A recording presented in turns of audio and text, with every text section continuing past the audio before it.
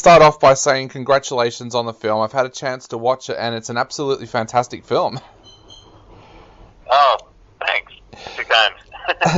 So, mate, tell us a little bit about where the idea came from for this film, because it is such a good film, and it's got such a unique kind of storyline. Where did that idea first come about for you for the film? Well, I think the idea sort of stemmed from my love of 80s action movies, like obviously Commando and Rambo and all those movies, which always had like this big buff action hero helming it and just, shooting like 50 people.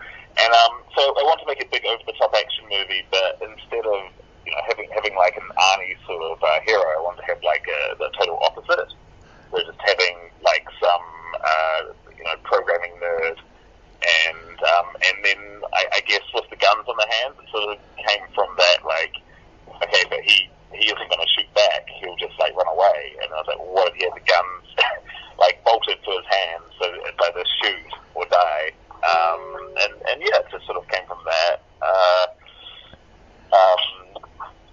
Obviously there's a lot of inspiration from movies like The Running Man, which is like the Stephen King novel that was adapted into an Arnie movie. Again, it all comes back to Arnie.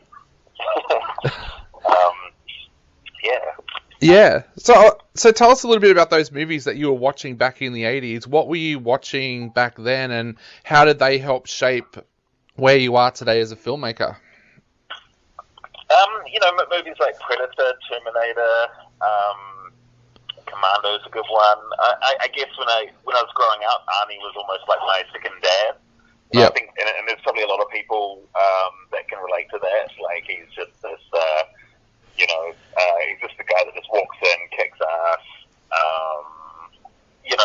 And then like those movies, we don't really make those sort of action movies anymore. I think the closest that we come to is like maybe Fast and the Furious, but even then it's, the action heroes of today are very different, whereas back then it was all about like, the cheesy one-liners and like just awesome kills and just big overblown violence. Commando, he robs a shop in LA and then he's got like a rocket launcher with like, it fires off 4 rockets. I'm like, as a kid I was watching that, I was like, shit, is this real? Is this really what it's like in America? And it's not too different. Yeah. I'm not sure if you can buy an RPG that fires like 4-barreled RPG. I don't think is in most shops, but as far as how it inspired me, I guess just paying homage to those sort of movies and trying to bring back a sense of fun.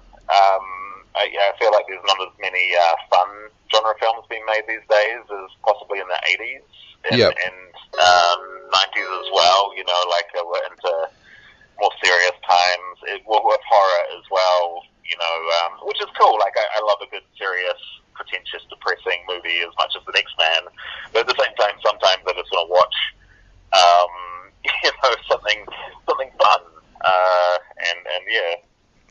You mentioned that you didn't want Miles to be your typical action hero. Did you want to kind of make him more relatable for the audience, or how did you go about fleshing him out to kind of make him the character that he is? Definitely. I think he's probably based on me. A lot, at the time when I wrote it, I was working for a VFX company. I'm not sure if I think I was in New Zealand at the time. I've also worked in Melbourne for quite a bit. But, and I was doing long hours and just staring at a screen all day. And, I think it was definitely inspired by my, wanting to break that cycle and do something different. And, he's a vegetarian like I am as well. So I think, whenever you're writing, you have a sense of yourself and the characters to even if it's a silly movie like Guns Akimbo, like you want to have like an honesty to it. And I think the same with Nix, the female lead as well, played by Samara Weaving. There's definitely a lot of me in her. Like, she's a bit more like sort of punk, heavy metal. She likes insane things, and so there's definitely like every character becomes a different part of your own personality in a way. Yeah. Which is always fun I was going to ask you much later, but I'll ask now, seeing that you are talking about Nyx. One of the things I loved about her was that you did give her that weakness, and I won't spoil it for the people that are watching, but you made her a human character. So many times you watch a movie like this, and the baddie, to use a word, doesn't have any emotion or anything like that, but you did make her human. Tell us a little bit about how you went about developing her character and giving her weaknesses and making her human. Yeah, well, I mean, I didn't want it to be the typical femme fatale. I still wanted to be, like, really, really fun and cool and everything, but, you know, I felt strongly that her being, like, a female baddie shouldn't be her defining, like, personality traits. It should be sort of I feel so many times that, you know, when female characters are presented, like, it sort of becomes a defining point of the character. I'm like, well, she's just a person. She's a fucking psychopath. And then there was a lot of pressure from the producers to make her, like, more like sexy or more like Harley Quinn. Yeah. I kept saying, like, she's not Harley Quinn. She's like, she doesn't have time to sit there and, like, make colourful clothes all day. She just, like, gets on her jacket, puts on her jeans, and goes and shoots some fucking people. And so, like, we ended up bleaching her eyebrows and putting, like, tattoos and piercings on her and stuff, and, like, the producers were freaking out, like, no, she looks really, like, unappealing. You know, they keep using the word unappealing, and, you know, probably because they're trying to be, like, PC or some shit. And, you know, me and Samara just stuck to our guns. It's an awful pun. We stuck to our guns, and I'm really glad we did. I think, hopefully, like, I remember, like, I had a younger female assistant, and she said to me, like, man, it's great having a character like Nyx there. She's really relatable, I think, for people like her, and I really hope that comes through. Yeah, it does. And you mentioned that Samara was on board there pretty early on. Was she someone that you had in mind for that role when you were writing the role, or how did Samara become involved to play Nyx? No, I mean, I think it, you know, we've shopped around a bit, like, we've looked around a bit for someone to play her, and I think, I'm not sure if she was written with anyone in mind. Like, she was actually, originally it was a male character, and I sort of figured out pretty early on that didn't really suit the story that I wanted to tell, and it sort of seemed better if it, like, Miles is up against a female character, like, a female antagonist. So, but yeah, like, I think I'd seen Samara in a few different things. Like, I saw her, I think she was excellent as the babysitter, and also Ash vs. the Evil Dead, and she had a great, like, role in Three Billboards. Yeah. Well, can you hear me? Yeah, I can hear you. Yep. Bit of ruffling there. And yeah, so I knew that she'd bring something, like, different to the role, and also had a great, like, sense of comic timing, which was cool. And a few of the other people that were mentioned in regards to the role were, like, the typical, you know, woman that has already been, like, the badass female character before, and I wanted to get someone who didn't necessarily have, like, physically she wasn't intimidating. It was more about, like, her personality. Yeah.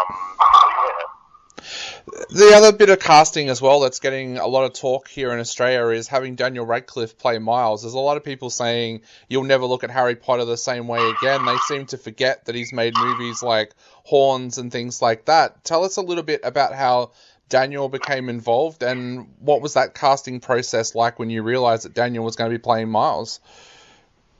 Yeah, like, I'm in the same boat as you, because I was like, Dan was on I had a short list of about 5 actors, and Dan was at the top of the list, and yeah, like, I guess I was really excited about Dan, not for, like, I like the Harry Potter movies, but I also loved, like, Woman in Black and Horns and Imperium, and especially Swiss Army Man, which is a fantastic movie. Yeah. So I didn't really I guess I don't really get like the Harry Potter thing. Yep. And I see that it's become like a meme and everything, and people yelling it out on the street. We were trying to film, which is fucking annoying. But at the same time, I don't know. I think it's like Elijah Wood. I think I think it's even worse with Dan because he did 9 movies as a character, whereas someone like Elijah Wood did 3 movies, and Kirsten Stewart did maybe 4 or 5 Twilight movies, but they're not as related to those roles. Whereas Dan did so many, and it was a great, the Harry Potter movies were a huge big part of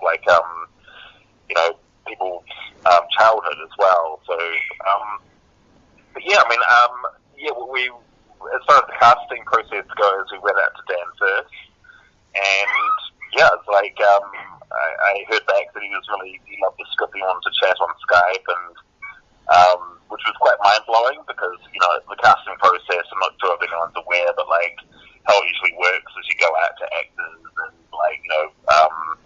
people pass or they have notes or whatever, but it's I guess it was quite a surprise that he'd was so excited about it, and I ended up Skyping him, and I wrote all these notes because I was like, oh my god, he's going to have all these questions about the character, it's going to be ultra prepped.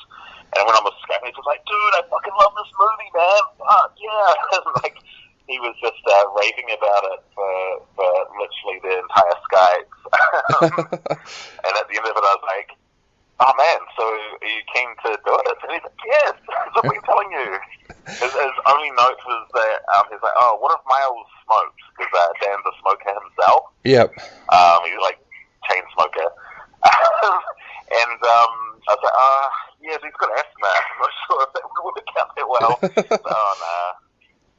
Oh, nah. You mentioned that Daniel was on your list very early on as someone that you had interest in the role. What was it that made you think that he was great for Miles? Was it just the past body of work that he'd done, or did you kind of just imagine that's what Miles looked like as well?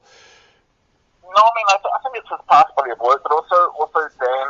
I feel Dan is our generation's version of Jesus, his name escapes me. Marty McFly. Oh yeah, Michael J. Fox. Michael J. Fox. Can you get it out? So I just say Michael J. Fox. He's our generation's Michael J. Fox, right? He's really, really likable, engaging, but also sort of an everyman. And there's not many actors that can bring that. I was really confident that he was going to be right for Miles, and he was. He was, just a fantastic actor to work with, and also just a fantastic human being. He's a really nice guy.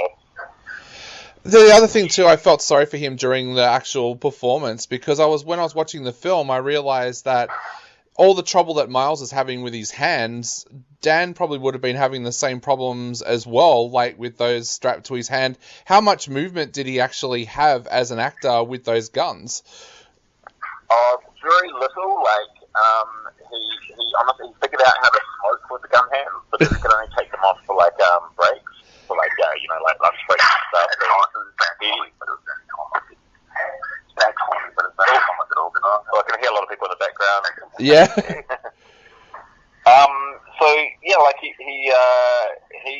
But the thing is, Dan was just really adaptable, and a few days into it, he would honestly, I think one of the lighting assistants would drop some gaffer tape, and Dan just without even thinking about it, he went and picked it up with the gun hands and passed it to them.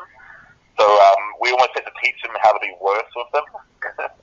Yeah. Because he adapted to them really fast.